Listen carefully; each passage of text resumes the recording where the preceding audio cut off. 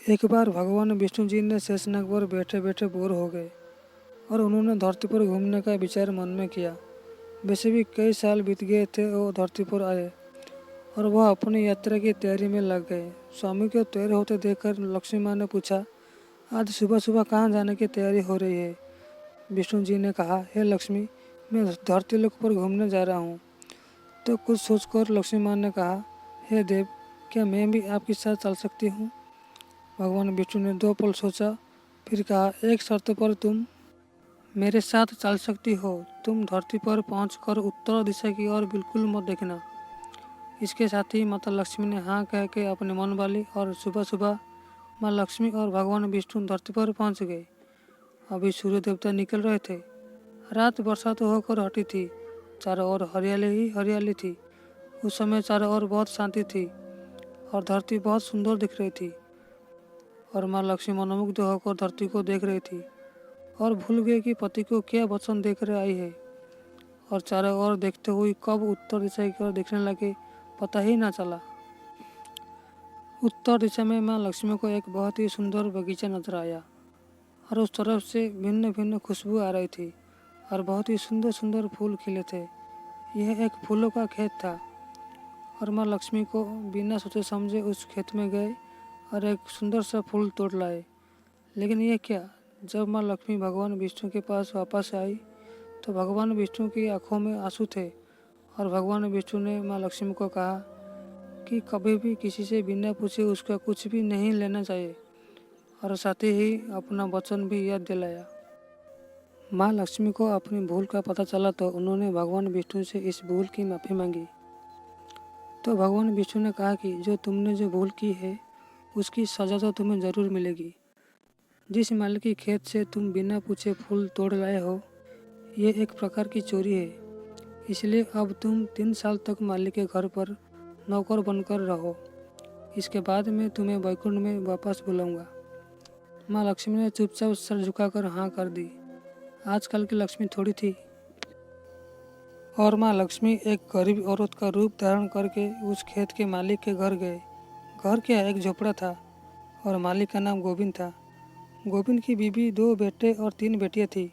सभी उस छोटे से खेत में काम करके किसी तरह से गुजारा करते थे। माँ लक्ष्मी जब एक साधारण और गरीब औरत बनकर गए, जब गोविंद के झोपड़े पर गए तो गोविंद ने पूछा, बहन तुम कौन हो और इस समय तुम्हें क्या चाहिए?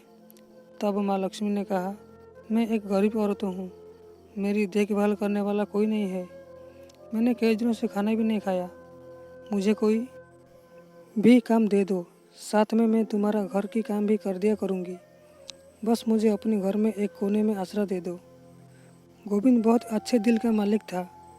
उसे दया आ गई, लेकिन उसने कहा, बहन मैं तो बहुत ही गरीब हूँ। मेरी कमाई से मेरी घर का खर्च बहुत मुश्किल से होता है। लेकिन मेरी 3 की जगह 4 बेटी होती तो भी मैंने गुजारा करना था।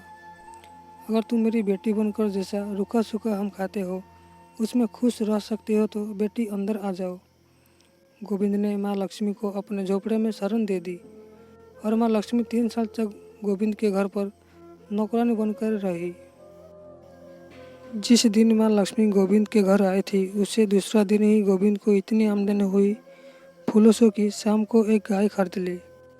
फिर धीरे धीरे गोविंद ने काफ़ी ज़मीन खरीद ली और सबने अच्छा अच्छे कपड़े भी बनवा लिए और फिर एक बड़ा पक्का घर भी बनवा लिए।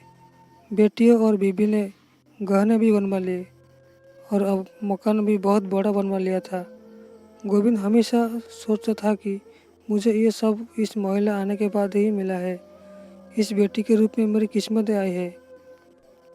और अब 2 या 3 साल बीत गए थे, लेकिन माँ लक्ष्मी अभी भी घर में और खेत में काम करती थी।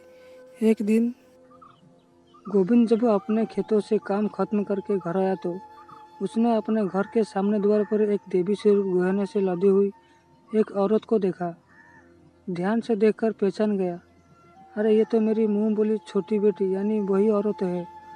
और पहचान गया कि ये तो माँ लक्ष्मी है। अब तक गोविंद का पूरा परिवार बाहर आ गया था और सबने हैरान होकर माँ लक्ष्मी को देखते रहे। गोविंद बोला, हे माँ, हमें माफ़ कर दो। हमने आपसे अनजाने में ही घर और खेतों में काम करवाया है। माँ, ये कैसा अपराध हो गया। माँ, हम सबको माफ़ कर दे। अब माँ लक्ष्मी मुस्कुराई और बोली, हे गोविंद, तुम बहुत ही अच्छे और दयालु व्यक्ति हो। तुमने मुझे अपनी बेटी की तरह से रखा, अपने परिवार के सदस्य की तरह से। इसके बदले मैं तुम्हें वरदान देता हूँ कि तुम्हारे पास कभी भी खुशियों की और धन की कमी नहीं होगी। तुम्हें सारे सुख मिलेगी जिसके हकदार हो। और फिर माँ लक्ष्मी स्वामी को दोबारा फिर रथ में बैठकर बैकुंठ में चले गए।